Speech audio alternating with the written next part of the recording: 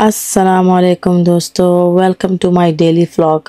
आज मैं आप लोगों के साथ अपना पूरा दिन शेयर कर रही हूँ। सुबह उठते ही फ्रेश होना ज़रूरी होता है, क्योंकि दिन का स्टार्ट अगर पॉजिटिव हो तो सब कुछ अच्छा लगता है। जैसे कि आप देख रहे हैं, मैं फ़्रेश हुई, उसके बाद मैंने अपने बच्चों को फ्रेश किया और नाश्ते से पहले मैंने मीट फ्रिज से निकाला, क्योंकि आज कढ़ाई बनाने का दिल था तो इसीलिए मीट को निकाला। मीट बहुत ज़्यादा फ्रीज हुआ था, तो मैंने पहले हॉट वाटर लिया, उसमें नमक ऐड किया और मीट उसमें डाल दिया। 10 मिनट के बाद मीट बिल्कुल नरम होता है।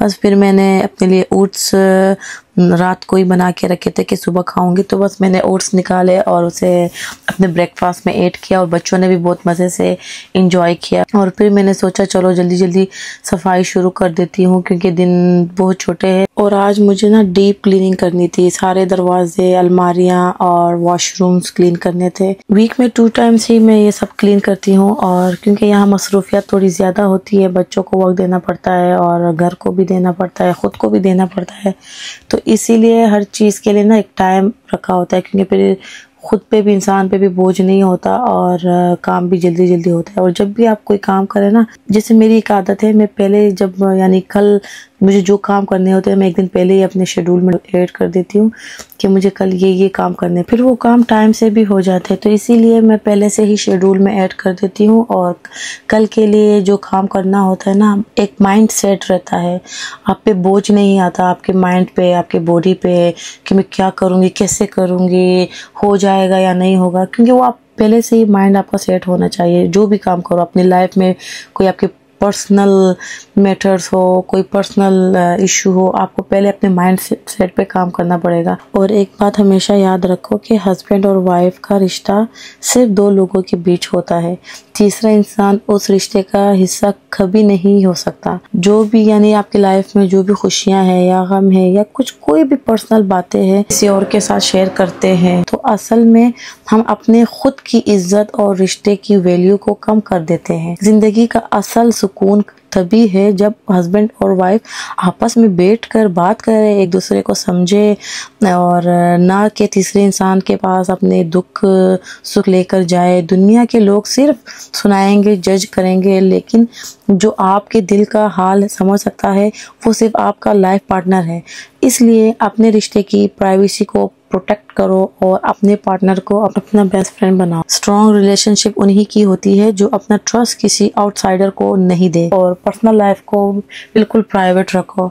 और असल प्यार वही है जो सिर्फ 2 लोगों के बीच में रहता है। और वॉशरूम साफ करने के लिए मैंने पहले से ही 10-15 मिनट पहले ही प्रोडक्ट्स डाल दिए थे, और 10-15 मिनट के बाद मैंने उसे डीप क्लीन किया, ताकि उसकी जो भी बैक्टीरिया हो या डर्टीपन हो ना, वो सारे क्लीन हो जाए। उसके बाद मैं उसे अच्छे से क्लीन करूँ।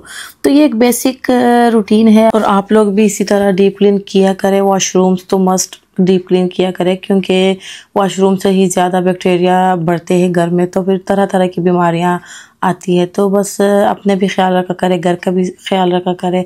और यहाँ मेरे दरवाजे के बाहर जो आप देख रहे कॉटन्स पड़े हुए तो ना, यूरोप में हर वीक ये इवागो वाले आते हैं। ये हमारे जो भी हमारे ट्रैश होता है ना, ट्रैश या PM डे वगैरह, घर के सामने से ही लेके जाते हैं। हम बस रोड पे रख देते हैं तो वो लोग आके उठा के ले जाते हैं। पर ये कॉटन्स और ग्लास जो होते हैं ये मंथ में एक बार आते। तो हमने रिसेंटली ही कुछ शॉपिंग की थी, तो ये उसके कुछ कॉटन्स पड़े हुए थे, तो हमने बाहर ही रख दिए, ताकि घर में हमारा इतना स्पेस नहीं है, तो इसीलिए हमने बाहर रखा, ताकि वहीं से डायरेक्ट हम नीचे उतार सके। तो बस बाहर जगह को भी साफ़ किया, और उसके बाद मैंने सोचा ये मिरर क्लीन करना शुरू किया और सारे प्रोडक्ट नीचे रखे। उसको पहले मैंने मिरर साफ़ किया, उसके बाद प्रोडक्ट साफ़ किए, उसको वापस अपनी अपनी जगह पे रखा। और यहाँ पे शीशा मुझसे कह रहा था, अपने आप को प्यार करो, अपनी मेहनत की कदर करो और हर छोटी खुशी का शुक्रिया अदा करो। जब तुम खुद से प्यार करती हो, तुम्हारी पॉजिटिविटी दुनिया तक फैलती है। हर दिन एक नई शोहरत है, हर दिन एक नई रोशनी तुम्हारे अंदर से चमकती है। अपने रिफ्लेक्शन में मुस्कुराते रहो, अपनी असली पहचान को गले लगाओ, शीशे के सामने खड़े होकर अपनी ताकत और खूबसूरती को महसूस करो। तुम जो हो वो काफ़ी है, तुम्हारी जर्नी खूबसूरत है, तुम अपनी रोशनी खुद बनाओ और दुनिया को चमकते हुए देखो। ये राइट साइड पे जो मिरर अभी मैं साफ़ कर रही हूँ ना, यहाँ पे सारे हेयर ब्रशेज़ और मेरे हस्बैंड के प्रोडक्ट्स पड़े हुए हैं, बॉडी स्प्रे, हेयर स्प्रे और जेल्स। और ये लेफ़्ट साइड पे जो है ये मेरे skin care, night care and morning care और हेयर प्रोडक्ट्स पड़े हुए हैं। वैसे आज मेरा दिल था कि मैं इस वीडियो के साथ साथ ना वॉइस रिकॉर्ड करूं, पर जब टीवी बच्चे देखते हैं उसमें कार्टून या कोई क्लिप लगी रहती तो वो लाउड स्पीकर होता है, तो अगर वो उसकी कोई भी वॉइस मेरी वीडियो पे आए ना तो मुझे कॉपीराइट क्लेम देते हैं यूट्यूब वाले। तो इस वजह से फिर मैंने सोचा चलो कोई बात नहीं, मैं थोड़ी देर वॉइस ओवर कर लूँगी। आप लोगों को ना मैं आज एक बात बताती हूँ। जब मेरी शादी नहीं हुई थी तो मैंने कभी भी यूरोप आने का या यूके या यूएसए जाने का सोचा भी नहीं था, दूर दूर तक मेरे गुमान में भी नहीं था। पर नसीब की बात है और वाकई नसीब अल्लाह लिखता है और जोड़ियाँ ऊपर से बनती है। तो बस मेरा नसीब भी हुआ यूरोप में। तो मैं तकरीबन 5 साल पहले यूरोप आई हूँ। बस गुजर रही है, अल्हम्दुलिल्लाह, अल्लाह का शुक्र है। हमेशा अल्लाह का शुक्र अदा करना चाहिए। और यहाँ पर यह है कि एजुकेशन की फैसिलिटी बहुत ज़्यादा है और बच्चों की केयर, हेल्थ का ख्याल करते हैं और उनकी देखभाल करते हैं। जब बेबी पैदा होता है तब से जब तक वो 18 साल तक होता है, हमेशा इनके शुरू में हर 2-3 वीक के बाद चेकअप होता है बच्चों का, और उसके बाद महीनों में जैसे 2-3 महीने बाद चेकअप होता है। फिर जब 2-3 साल का बच्चा हो जाता है फिर उनके 6-7 महीने बाद चेकअप होता है, और जब वो 4 साल से ऊपर होता है फिर स्कूल में ही उनकी चेकअप के लिए और उसके कंट्रोल के लिए कि उनकी हेल्थ कैसी है, उनके दांत कैसे है, उनकी आइज़ कैसी है और मेंटली हेल्थ कैसी है, उनकी हाइट, वेट सब किस तरह है, तो चीज़ का बहुत ख्याल रखते हैं। तो और हाँ, यहाँ पर ना बच्चों को फाइनेंशियली भी सपोर्ट करते हैं गवर्नमेंट। तो बच्चों की फाइनेंशियल सपोर्ट ये होता है जब न्यू बॉर्न बेबी पैदा होता है, तो जब पैदा नहीं हुआ होता है तब उनकी मदर को ना तकरीबन 1200 यूरोस एज अ गिफ्ट देते हैं कि आप यानी बेबी के लिए कुछ ख़रीद लें, यानी कुछ भी उनके लिए जो आप लेते हैं ना न्यू बॉर्न बेबी के लिए कुछ ज़्यादा शॉपिंग करनी होती है तो उस वजह से देते हैं। और मंथली फिर आपके ना फाइनेंशियल सपोर्ट देख के कि आप यानी कितना काम करते हैं, आप ईयर का कितना कमाते हैं, आपकी सैलरी क्या है, फाइनेंशियल हालात कैसे है, उसके हिसाब से आपको ना सपोर्ट करते हैं। तो मंथली बच्चों के लिए बस 100 शुरू में 120 यूरो देते हैं कि आप बस उनके पैम्पर या मिल्क जो भी आप लेते। पर जब बच्चे बड़े होते हैं उनके खर्चे ज़्यादा होते हैं, वो 100-200 में ना इतना ज़्यादा कुछ नहीं हो सकता। बच्चे माशाल्लाह से 5-6 साल तक पैम्पर पहनते हैं और माशाल्लाह से मिल्क पीते हैं, कपड़े लेना, जब स्कूल जाते हैं तो यहाँ पर स्कूलों में ना यूनिफॉर्म नहीं होते जैसे पाकिस्तान में और अक्सर ममालिक में इस तरह है कि स्कूल के ख़ास यूनिफॉर्म होते हैं, एक दफ़ा ख़रीद लेते हैं तो फिर वही डेली यूज़ करते हैं ना। यहाँ पर फिर ये सिस्टम नहीं है। यहाँ पर जो लोग जॉब करते हैं उनके लिए यूनिफॉर्म है जैसे फैक्ट्रियों में और सुपरमार्केट्स में, पर जो बच्चे स्कूल कॉलेज जाते हैं उनके लिए कोई यूनिफॉर्म नहीं है। आप जिस तरह के कपड़े पहनाना चाहते हो पहना सकते हो, पैंट शर्ट हो, कपड़े हो, कमीज शलवार हो, बस इस तरह से आप बच्चों को यहाँ स्कूल भेज सकते हैं। और स्कूल में बच्चों को लंच भी दिया जाता है। पर हम जो है तो मुसलमान हैं और हम चाहते हैं कि बच्चे हलाल फूड खाएं, तो इसीलिए मैं घर से ही उनको कभी सैंडविच, कभी बर्गर, यानी तरह तरह के फूड है ना तो मैं बना के देती हूँ, साथ में कुकीज़, फ्रूट और पानी की बोतल देती हूँ। फिर ये लोग वहाँ पर ब्रेक में लंच करते हैं। और मेरा छोटा बेटा भी 1 महीना ही हुआ है कि स्कूल जा रहा है। तो बस ये यहाँ की लाइफ है। सफाई ख़त्म करके मैंने थोड़ा रेस्ट किया, पानी पिया और उसके बाद कढ़ाई बनाना शुरू किया। कढ़ाई के लिए मैंने तकरीबन 2 kg मीट लिया और 6-7 टमाटर लिए, अदरक लहसुन का पेस्ट था, हरी मिर्ची, धनिया,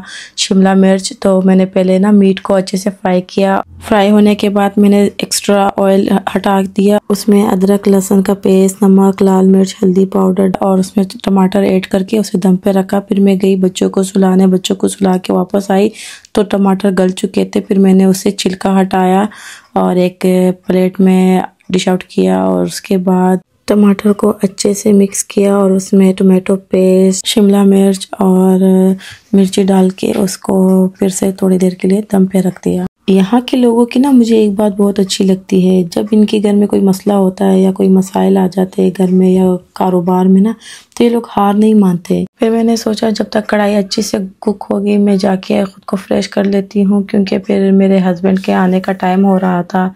तो मैंने इसे दम पे रख के गई और ख़ुद को फ्रेश किया, शावर लिया और उसके बाद अच्छे से मेकअप किया और ख़ुद को तैयार किया। जब भी आपके हस्बैंड के आने का टाइम हो, भले ही आप घर में जिस तरह भी आप घूम रहे हो कोई बात नहीं, जब आपका हस्बैंड घर आए तो आपको रेडी होना चाहिए, फ्रेश होना चाहिए। भले आप मेकअप ना करो, बस हल्का सा क्रीम लगा लो और अच्छे से बाल कंघी करके रहा करो, कुछ परफ्यूम या बॉडी स्प्रे लगाया करो। इससे हस्बैंड खुश होते हैं और प्यार मोहब्बत बढ़ता है। तो बस फ्रेश होने के बाद में आई है, मैंने कोयले का दम दिया कढ़ाई में। तो मैंने कोयले को अच्छे से गर्म करके फिर उसमें मैंने कढ़ाई में ऐड किया और उसमें मैंने थोड़ा सा ऑयल ऐड किया और जब 5-10 मिनट तक मैंने कोयले का दम कढ़ाई में दिया और उसके बाद कढ़ाई रेडी थी। मैंने नमाज पढ़ी और अल्लाह का शुक्र अदा किया और अल्लाह से दुआएं मांगी। आप लोग भी नमाज पढ़ा करें और अल्लाह ताला से ढेर सारी दुआएं मांगा करें। आपको जिस भी चीज़ की ज़रूरत हो, घर है, गाड़ी है, औलाद है, जो भी आपको चाहिए तो आप सिर्फ अल्लाह से मांगा करें। बस नमाज के बाद मैंने चेक किया, कढ़ाई बिल्कुल रेडी थी। मेरे हस्बैंड के आने में भी थोड़ा टाइम है तो मैंने सोचा सलाद बना लेती हूँ। सलाद बनाते बनाते मुझे एक बात याद आई कि आप लोग के साथ शेयर करूँ। जब भी सलाद बनाए तो प्याज को थोड़ी देर पानी में रखें, उसका जो कड़वापन होता है या फिर अजीब सा यानी कड़वा होता है तो वो ख़त्म हो जाएगा। उसके बाद आप इसे पानी से निकालें और रख दें, ये थोड़े से ना इसका कड़वापन ख़त्म हो जाता है। फिर मेरा हस्बैंड थका थका आया और हमारे लिए कुछ ग्रोसरी करके लाया था और जूस भी ले आया।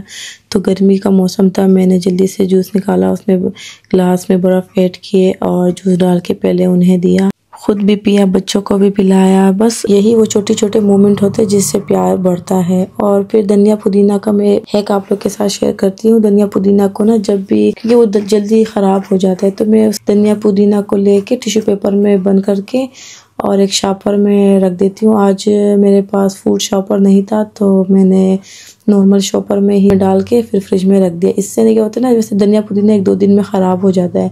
अगर आप टिश्यू पेपर में इसे ड्राई करके रखेंगे ना, फिर तकरीबन 1 हफ्ता लग सकता है, फिर ये ख़राब नहीं होता। तो आप लोग भी ये हैक ट्राई करके फिर मुझे कमेंट में बताइए कि आपकी हेल्प हुई या नहीं। और उसके बाद फिर खाने का टाइम हुआ, बच्चों को भी भूख लगी थी तो मैंने सोचा जल्दी से खाना निकाल लेती हूँ। मैंने कढ़ाई को प्लेट में सर्व किया, ऊपर फ्रेश धनिया डाला और फिर टेस्ट चेक किया। माशाल्लाह माशाल्लाह इतना यम्मी और मज़ेदार बना था, मेरे हस्बैंड को भी बहुत पसंद आया। तो मैं जब भी बनाती हूँ इसी तरह बनाती हूँ। आप लोग भी ये रेसिपी ट्राई करना तो मुझे ज़रूर याद करेंगे। बस अपना और अपने बच्चों का ख्याल रखा करें, अपनी फैमिली का ख्याल रखा करें। और अगर मेरी ये वीडियो आप लोग को पसंद आए तो लाइक कमेंट शेयर ज़रूर करें, सब्सक्राइब करना ना भूलें और अपने फ्रेंड्स के साथ लाजमी शेयर करें। और फिर खाने के बाद मैं और मेरा बेटा गया ग्रोसरी करने, जो थोड़ी बहुत ग्रोसरी चाहिए थी तो बस वो मेरे हेल्प करने आया था। तो कुछ फ्रूट्स और कुछ पेपर्स वगैरह, ऑयल लेना था। उसी के सिलसिले में हम सुपरमार्केट आए और ग्रोसरी के लिए जितनी लिस्ट बनाई थी उससे ज़्यादा हो गया हमेशा की तरह। मेरे बेटे को कुकीज़ बहुत पसंद है तो उसे कुकीज़ दिलाया और जल्दी जल्दी ग्रोसरी कंप्लीट करके घर की तरफ रवाना हुए। और आप लोगों का भी बहुत शुक्रिया, आप लोग ने मेरी वीडियो वॉच की। अगर आप लोग को मेरा ये व्लॉग अच्छा लगा तो कमेंट में ज़रूर लिखें yes. Thank you for watching.